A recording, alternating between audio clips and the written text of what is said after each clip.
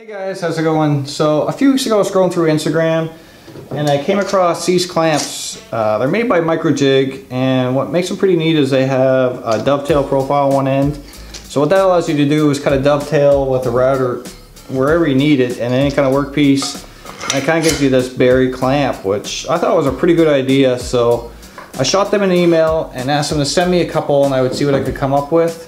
So in this video, I'm going to build a tenoning jig what will utilize these clamps. Alright, to get started on this project, I milled a few 3/4 inch grooves inside the base section and movable section of my jig. This will allow for a cutting board runner between the two sections, as well as a spot or location for the miter slot.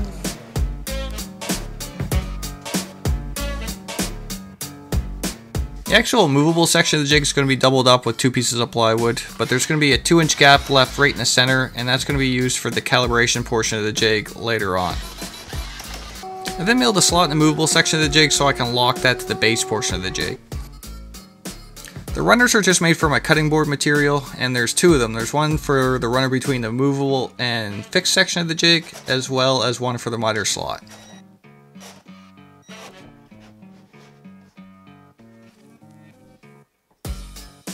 To locate the hole for my locking bolt, I just used a brad point drill bit and I gave it a light tap, and that should give me the dead center of my slot. And when I drilled the hole, I just made sure not to go all the way through.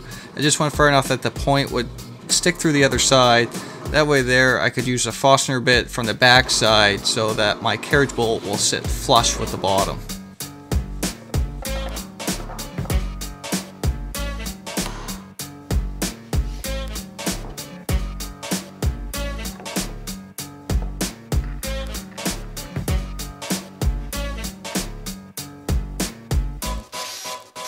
Next I made the reference fence, which I'll talk more about later, but it's just essentially a couple pieces of plywood which forms a fence, and it's screwed to the base section of the jig.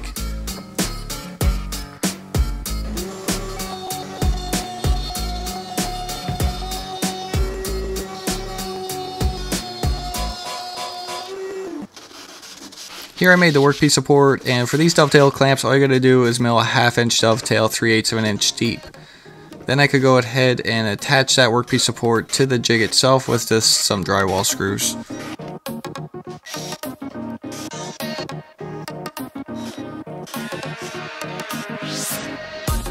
And finally, the last part of the jig is this calibration block. It's just a piece of plywood with a slot milled down the center so you can adjust it back and forth. Then it has a piece of 1/8 inch flat bar at one end that I'll be able to reference my mortises off of.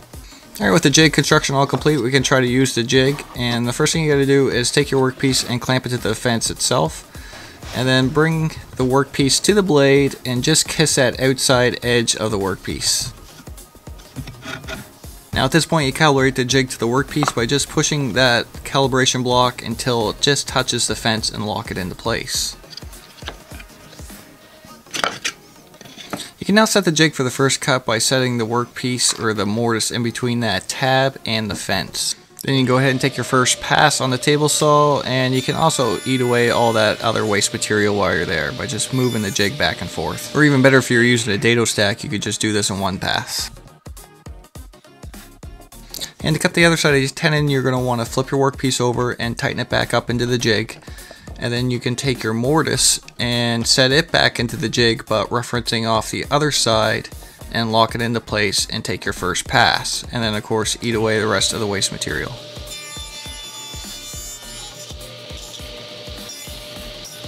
Alright, so this is probably my 4th or 5th attempt here, and every time I've gotten really good results, so it's definitely a successful jig. I'm not sure, or I personally haven't seen another tenoning jig out there what does this, so if you like this video, please give me a thumbs up. I'm Ryan Odwell, thanks for watching.